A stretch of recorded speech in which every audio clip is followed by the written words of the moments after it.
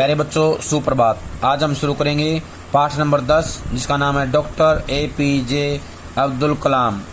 इसके बारे में सभी जानते भी हैं और जिनको नहीं पता है वो भी इस वीडियो को पढ़ करके उनके बारे में सब कुछ जानकारी हासिल कर लेंगे।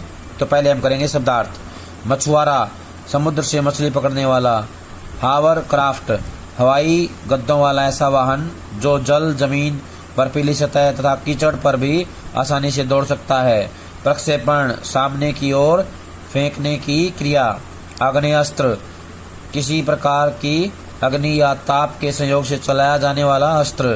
पोखरण, राजस्थान में एक जगह जहां भारत ने 2 बार परमाणु बमों का परीक्षण किया था।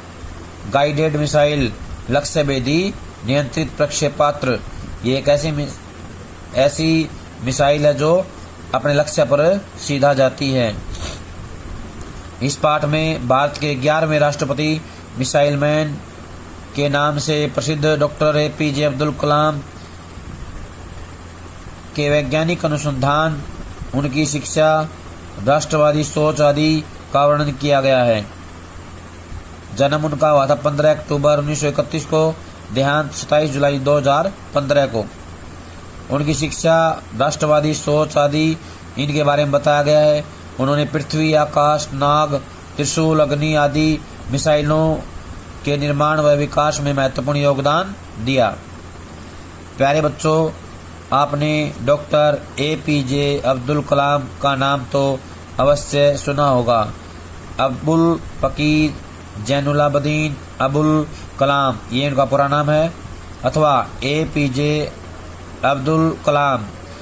इनको मिसाइल मैन के नाम से भी जाना जाता है। उनका जन्म 15 अक्टूबर 1931 को तमिलनाडु के धनुषकोटी गांव में एक मध्यम वर्गीय मुस्लिम परिवार में हुआ।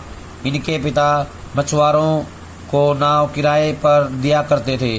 5 वर्ष की अवस्था में प्रारंभिक शिक्षा के लिए रामेश्वरम के पंचायत प्राथमिक विद्यालय में उन्हें दाखिल कराया गया। आगे चलकर उन्होंने सन 1958 में मद्रास इंस्टीट्यूट ऑफ टेक्नोलॉजी में अंतरिक्ष विज्ञान में स्नातक की उपाधि प्राप्त की। उन्होंने स्नातक की उपाधि प्राप्त करने के बाद हावर क्राफ्ट परियोजना पर काम करने के लिए भारत सरकार के रक्षा मंत्रालय रक्षा अनुसंधान एवं विकास संस्थान में प्रवेश लिया। DRDO बोलते हैं, रक्षा अनुसंधान एवं विकास संस्थान, इसमें उन्होंने प्रवेश लिया। प्यारे विद्यार्थियों, सन 1962 में डॉक्टर APJ अब्दुल कलाम भारतीय रक्षा अनुसंधान संगठन में आए। यहाँ उन्होंने सफलतापूर्वक कई उपग्रह प्रक्षेपण कर अनेक परियोजनाओं में अपनी महत्वपूर्ण भूमिका निभाई। परियोजना निदेशक के रूप में उन्होंने भारत के पहले स्वदेशी उपग्रह प्रक्षेपण यान SLV-3 का निर्माण कर रोहिणी उपग्रह सफलतापूर्वक अंतरिक्ष में प्रक्षेपित किया। प्रक्षेपित होता है सामने की ओर फेंका, यानी कि उन्होंने उस उपग्रह को अपने स्थान पर भेजा। वे अक्सर कहा करते थे या कहते थे कि बिना प्रयास के कभी सफलता नहीं मिलती है और सच्चा प्रयास कभी असफल नहीं होता। उनकी सच्ची लगन और प्रयासों से ही सब कुछ सफल रहा।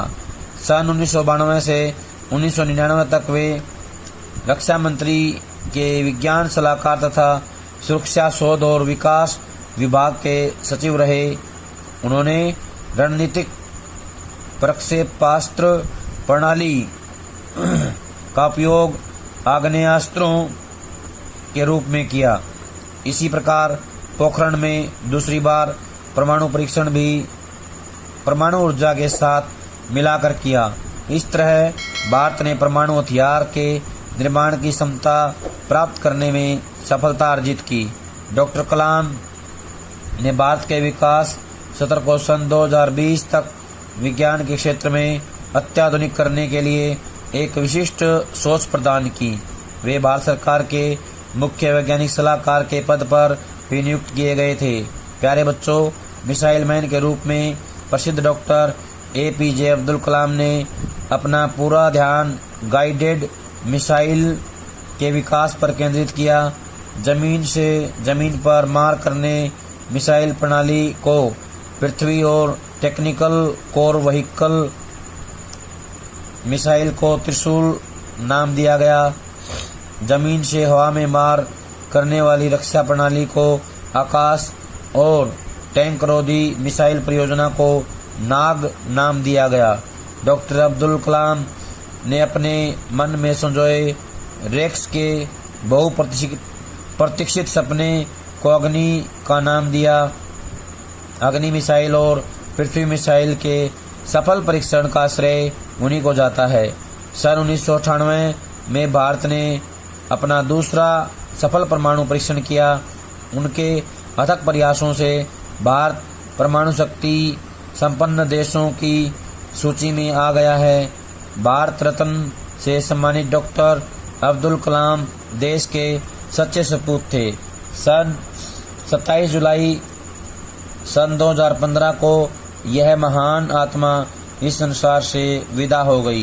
प्यारे विद्यार्थियों, ध्यान देने योग्य बात यह है कि डॉक्टर अब्दुल कलाम राजनीतिक क्षेत्र के व्यक्ति नहीं थे, लेकिन राष्ट्रवादी सोच और भारत की कल्याण संबंधी नीतियों के कारण उन्हें राजनीतिक दृष्टि से संपन्न माना गया।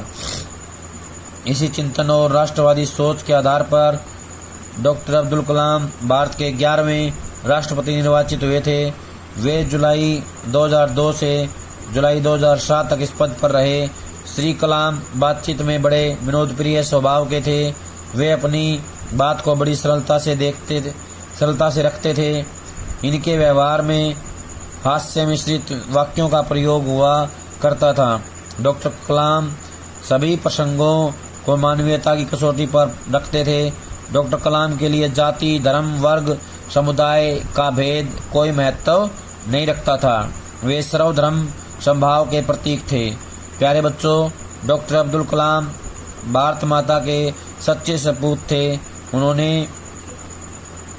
अपनी कलम से अपने व्यक्तिगत एवं व्यावसायिक संघर्षों के वर्णन के साथ अग्नि, पृथ्वी, आकाश, त्रिशूल एवं नाग मिसाइलों के विकास की कहानी भी लिखी है। उन्होंने अंतर्राष्ट्रीय स्तर पर भारत को मिसाइल संपन्न देश के रूप में जगह दिलाई। भारत को एक महाशक्ति के रूप में देखने का उनका सपना अवश्य पूरा होगा।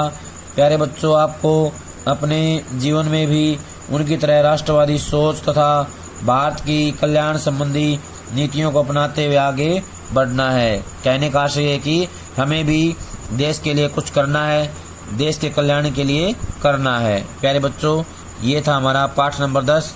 सभी इसको अच्छे से पढ़ेंगे, समझेंगे और इसके अभ्यास के प्रश्नोत्तर याद करके अपनी कॉपी में लिखेंगे। जब तक अगला काम नहीं आता है तब तक सब इसको अच्छे से याद कर लें। धन्यवाद।